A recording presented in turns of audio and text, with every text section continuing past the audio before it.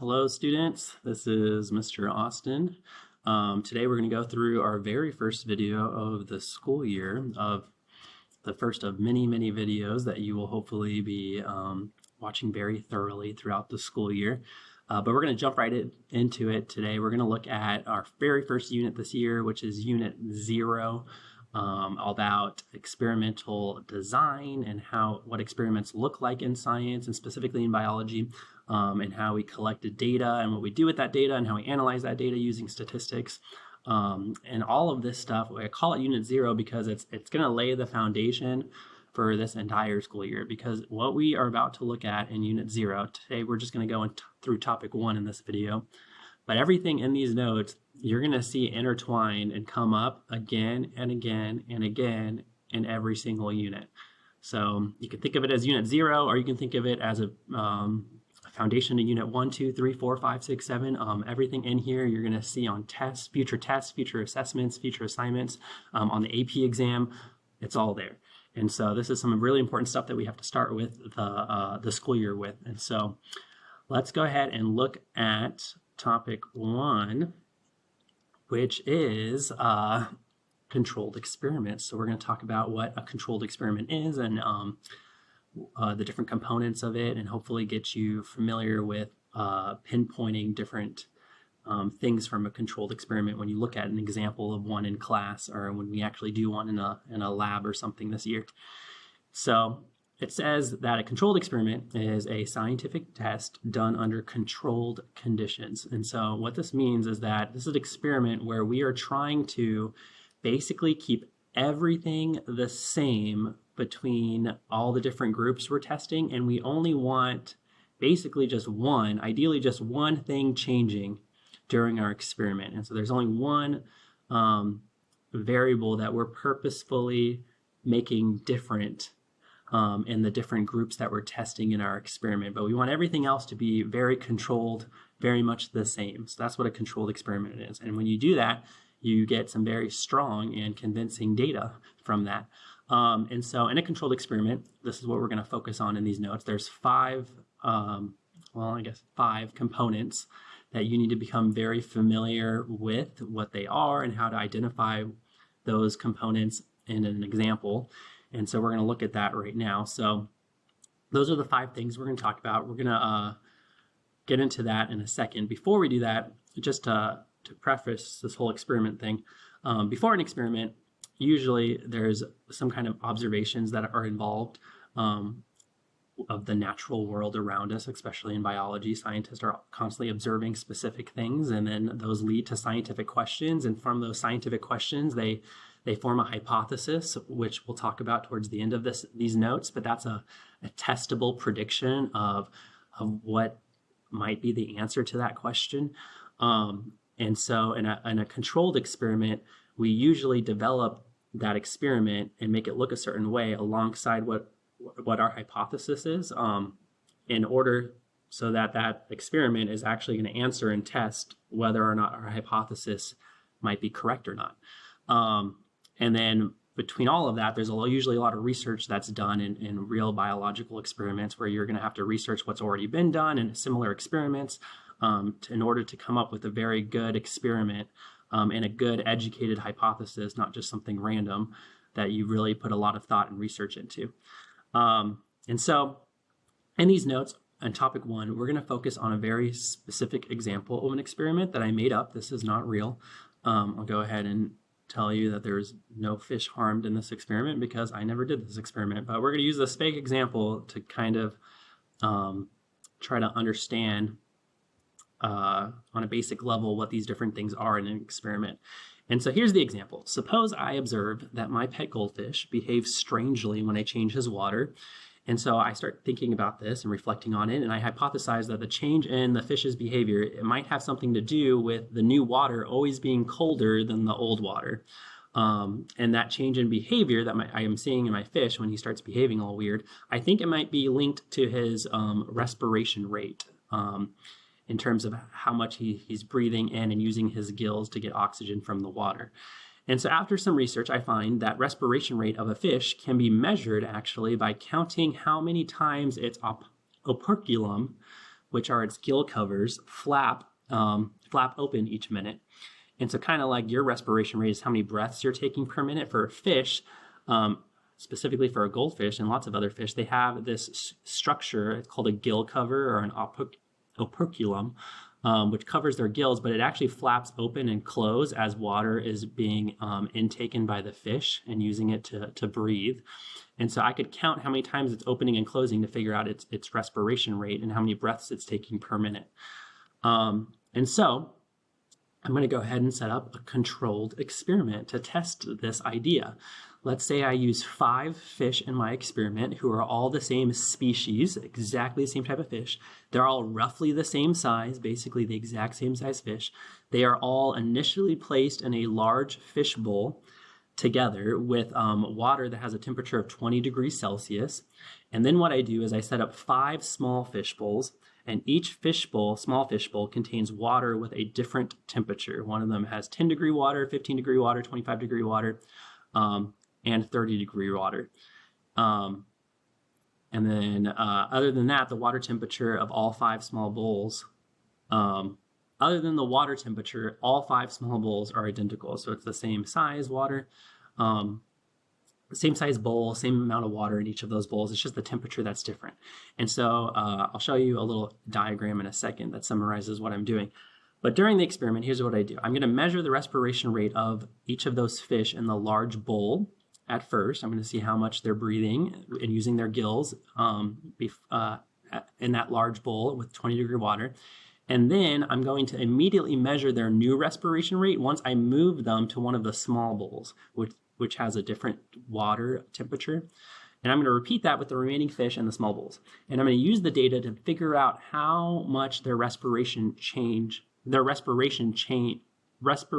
rate is changing for each of their fish. Are they starting to breathe faster, slower? I'm going to actually measure their respiration rate before and after I change the water temperature and use that to figure out, okay, how much did their respiration rate change?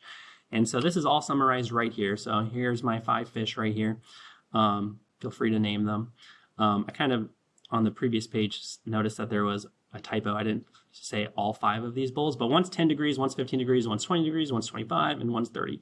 And so I'm going to measure, they're all starting with the same temperature of water. I'm going to measure the respiration rate. I'm going to put them into one of these new temperatured water bowls, and I'm going to figure out how much their respiration rate changes. Does it go up, down, and by how much? And so here's my results here, my fake results. One of those fish was put in 10 degree water, and its respiration rate actually went down 15 breaths per minute. So it actually started to breathe slower by 15 breaths per minute. Like that was the change in respiration rate. The one that was placed in 15 degree water, its respiration rate also went down. It went down 10 breaths per minute. And then there's a bowl that had 20 degree water, which I forgot to mention on the previous slide. So there's the bowl starting with 20 degrees and then a new bowl, which also has 20 degree water. And when I put a fish in that bowl, its respiration rate actually remains basically the same. It doesn't change. This doesn't mean that it's not breathing. It just means that its respiration rate didn't slow down or go faster. It's changing 0. And then I have another fish who was placed in 25 degree water, and its respiration rate actually went up 15 breaths per minute. And then lastly, one that went into 30 degree water, and its respiration rate went up 25 breaths per minute. So there's my experiment, a summary, a nice little flow chart of what I did in my fake example, and the data from those fish. And so with this experiment, we're going to now talk about the different components of my controlled experiment. And so I don't know if you guys noticed, but after looking at the results for my experiment, I'm going to conclude, I'm thinking that fish that were placed in colder water, it looks like they showed a drop in their respiration rate. Their respiration rate started to slow down. And the fish that were placed in warmer water, they actually, it looks like the respiration rate went up. And you can kind of see that in the data here. And so like I said, let's get into each of those different components now and talk about what those components are in my fake experiment. So let's start with the independent variable. This is, by the way, stuff that should sound super familiar because you're supposed to start learning this at least in middle school science, and then relearning it almost every year of science, but we forget a lot. So, or maybe we don't fully understand sometimes each year, but let's go through. This year is the year you're going to understand what all this stuff means. Starting with the independent variable, that is going to be the variable, or sometimes we call it the factor. This is the thing that the experimenter, me in this case, the researcher, is controlling and changing on purpose between the different groups being tested. So think I for independent variable, and I the experimenter, am like purposefully changing it between the groups. So in these different groups that I'm testing, I'm purposefully making this thing different. That's the independent variable. Now, if you think about my goldfish experiment, the thing that I purposefully made different between the 5 groups that I set up, the 5 goldfish that I was testing, was the water temperature and how much the water temperature was changing, if it was getting warmer and how much it was getting warmer, if it was getting colder. The change in water temperature was what I was manipulating, and I purposefully made different between my different groups. That is the independent variable. The dependent variable, this is the variable that I'm predicting is going to change in response to the independent variable. So the independent variable is the water temperature changing. And I'm thinking in this experiment that their respiration rate is going to change because of that. And that's what I'm going to see to find out. And so the dependent variable in my fish example would be how much the respiration rate is changing. Because I'm thinking that the fish's respiration rate is going to depend on how much the water was changing, which I did on purpose. Now, their respiration rate, I don't have any direct control over the respiration rate. I can't point to a fish and say, you start breathing 5 breaths faster.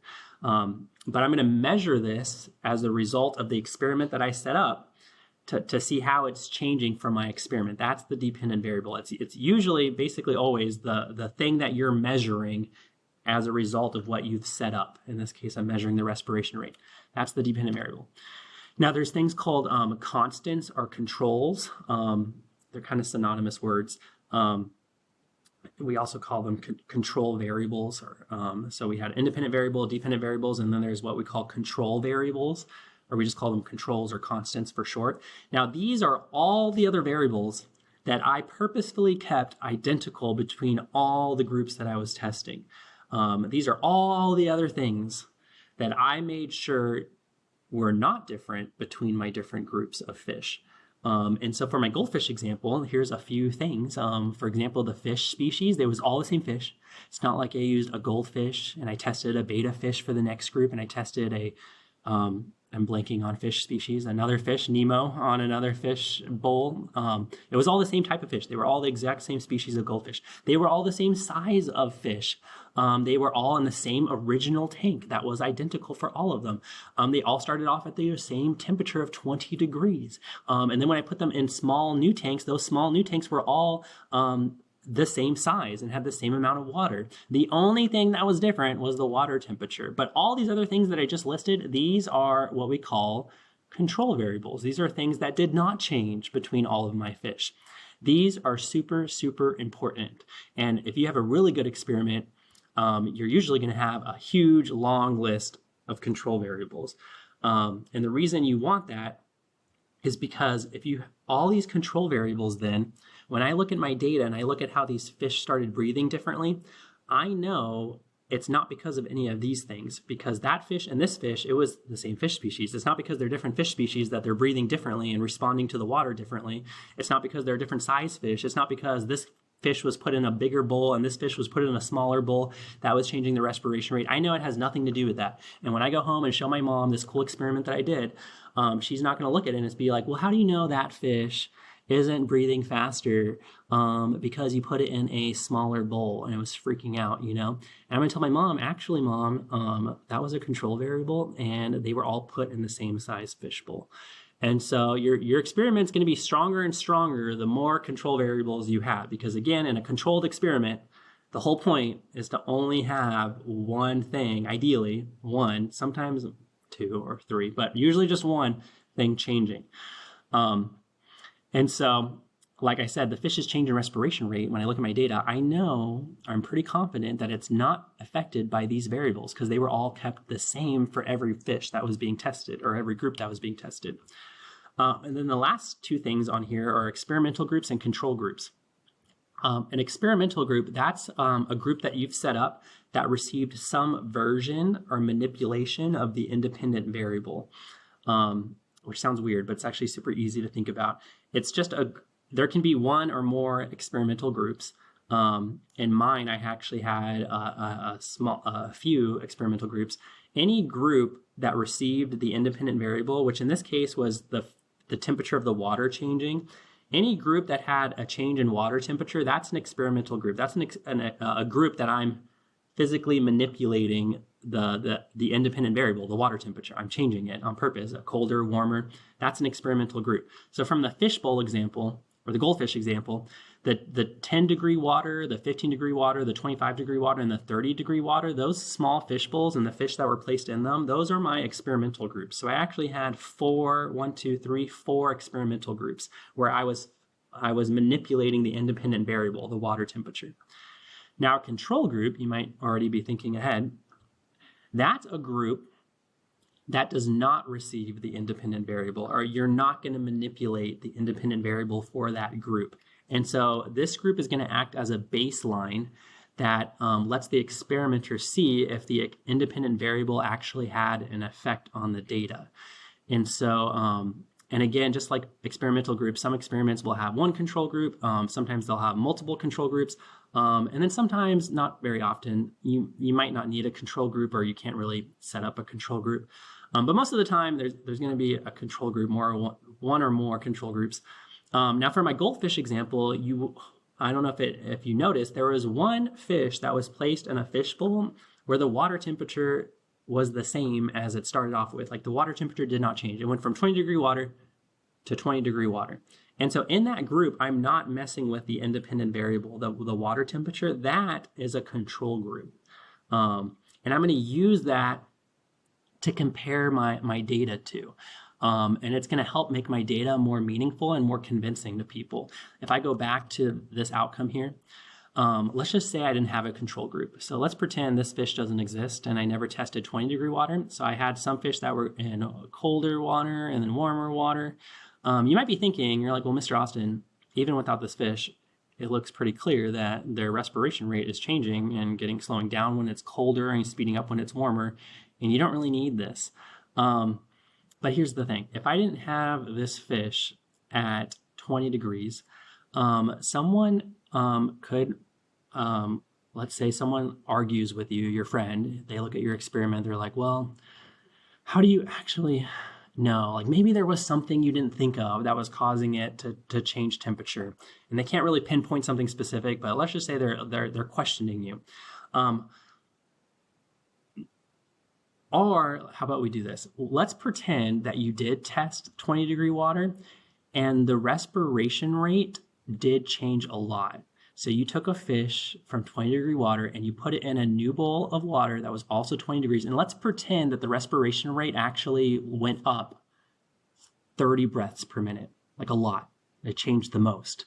And so along with all this other data, at that point, once you test that, when you're comparing what happened to these other fish to that fish where the water temperature didn't change, now you might start questioning yourself and your experiment. Maybe this is telling you that the water temperature might not be the only thing affecting the fish's respiration rate and how much it's changing, because you have a fish here where the water temperature didn't change and it changed a lot. And if you had not tested that group, you would have thought that, yeah, it was clearly the water temperature having an effect on these fish. But if I set up this group, this control group, and if the respiration rate did change a lot, well, now I might be second guessing myself and starting to think about other things. Maybe the fish are just stressed out because you took them out of the water and put them in a new bowl, or the way that you transferred the fish, or maybe it's just random how the respiration rate is changing. And so now your data is going to start revealing something different when you compare it to those results. But in this case, I did test it and it didn't change really at all, the respiration rate, which is only solidifying my original hypothesis that, yeah, actually, I do think water temperature is affecting the respiration rate. So that's why control groups are very important. They not only make your data more meaningful and more convincing. If you don't test it, sometimes when you do use a control group, you actually find out something that you weren't thinking about, or something that might reveal a different conclusion than you might have originally thought. So those are control groups. And then to make this slightly more complicated, there is 2 different types of control groups that you guys need to know for this class. There's something called negative control groups and positive control groups.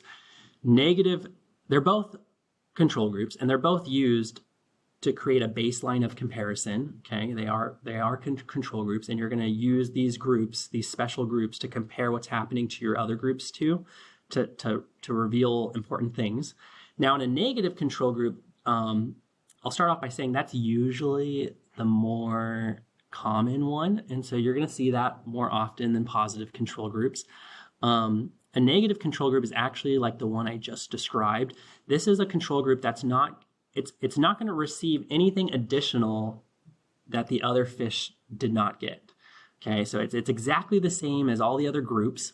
This group that you tested, it's exactly the same as all the other groups. The only thing different is that they were not given the independent variable. That's why we call it a negative control group, because it's all the same except for this one thing was taken away from them. Like they did not get a change in water temperature, but everything else was exactly the same. The way you transferred the fish bowls, all that stuff, the type of fish, the same. And they didn't get anything extra. Okay, like it's just the same. They're lacking this one thing. Now in a positive control group, these get a little interesting sometimes. These do receive some kind of extra treatment that the other groups did not get. So this is a group, a control group, that actually gets something extra that no one else got. And that extra treatment that it's going to get is usually something that is going to produce some kind of expected, predetermined outcome for that group.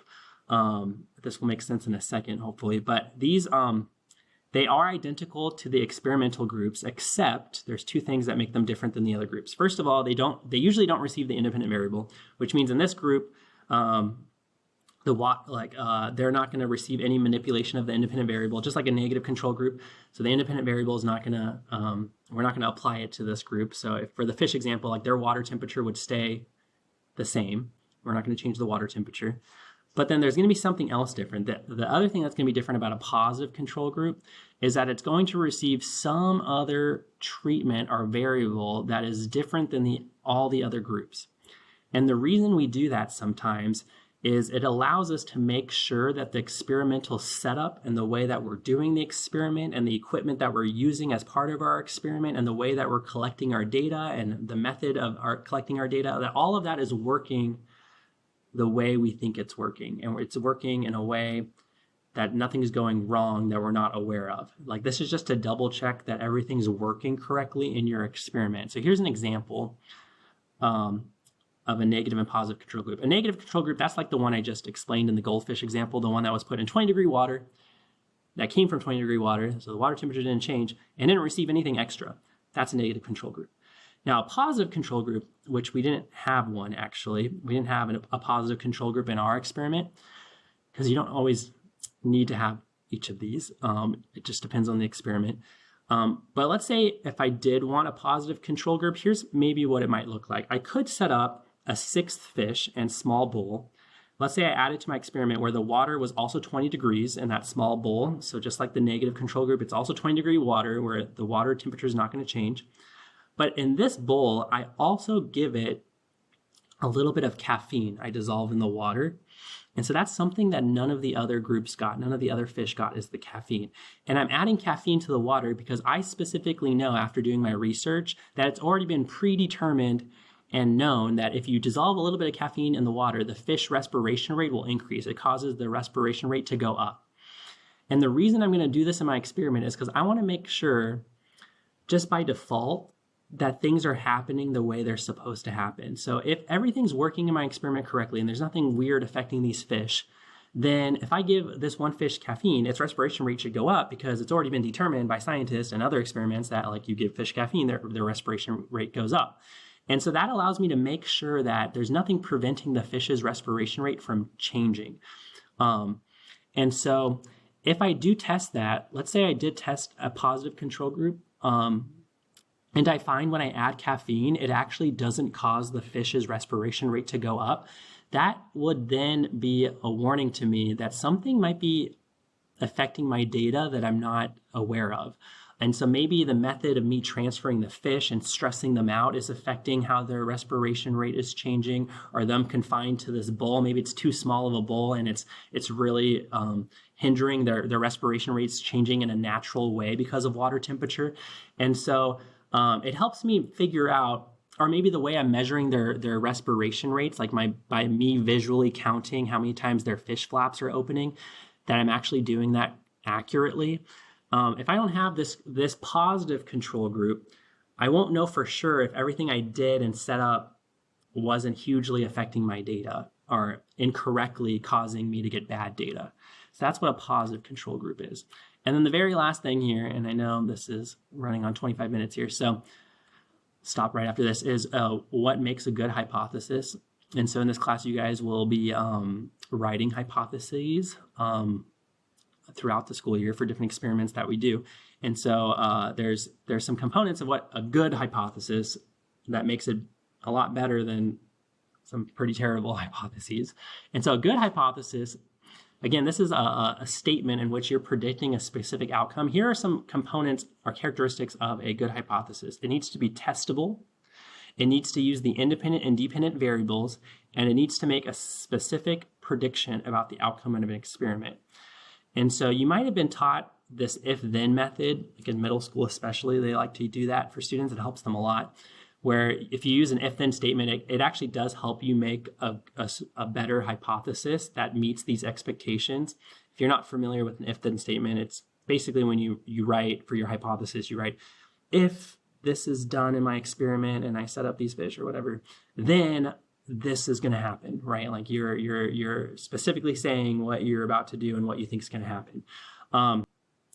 Now you don't have to, in reality, you don't have to use an if-then statement. It's not always, sometimes it makes it harder to write the hypothesis if you're forcing yourself to do an if-then statement, but it's definitely okay to do one. But let me give you two examples of a hypothesis. One of them is a not so good one, and one of them is a better one that meets these requirements. So here's an example of a weak hypothesis.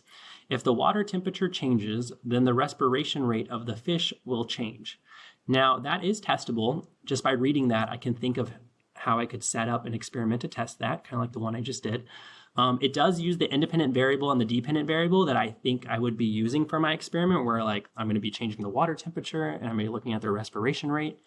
But the problem with this hypothesis is it's not making a specific prediction. It's a very generic, general prediction. It's saying if you change the water temperature somehow, in some way, then the respiration rate of the fish will change somehow, in some way.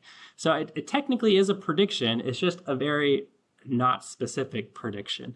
And so here's an example of a stronger one. It says, if the water temperature decreases, then the respiration rate of the fish will increase. That is very specific. So again, that's testable. I can think of a way to test that pretty easily with an experiment that is using the independent and dependent variables that I think I'm going to use for my experiment, talking about temperature of the water changing and the respiration rate of the fish. And this one is specific. You're specifically making a claim, like you're being gutsy and you're saying like, I think specifically if the water temperature gets colder, the fish's respiration rate will go up. Or maybe you think it's going to be the opposite or something else. But at least you're being specific. That is a great hypothesis. This one right here, great. Okay, good, very good. A+ to this hypothesis. Now, were they correct? Who cares? We'll find out in the experiment. Just because you're wrong doesn't mean it was a bad hypothesis. But when you look at the experiment, it does look like the data does not support their hypothesis. It's actually the opposite, it looks like, from the data. But that's fine. That's something that you will conclude then, that your hypothesis was actually not supported and actually the opposite was supported. That's great. That's how science works. But that's still way better than just generically saying something, you know? So anyway, you guys have questions to answer in these notes on the left side of your notes. So go through that. There is some questions that are going to ask you to click on this link on the slides. So on the slides, if you pull them up on my website, you're going to click this link, and it's a short example of a real experiment, an easy one that you're going to answer some questions about towards the end of these questions in topic 1. And so anyway, good luck with that. If you have questions, you can definitely ask me next time you see me in class. But that's it for our first video. See you guys later.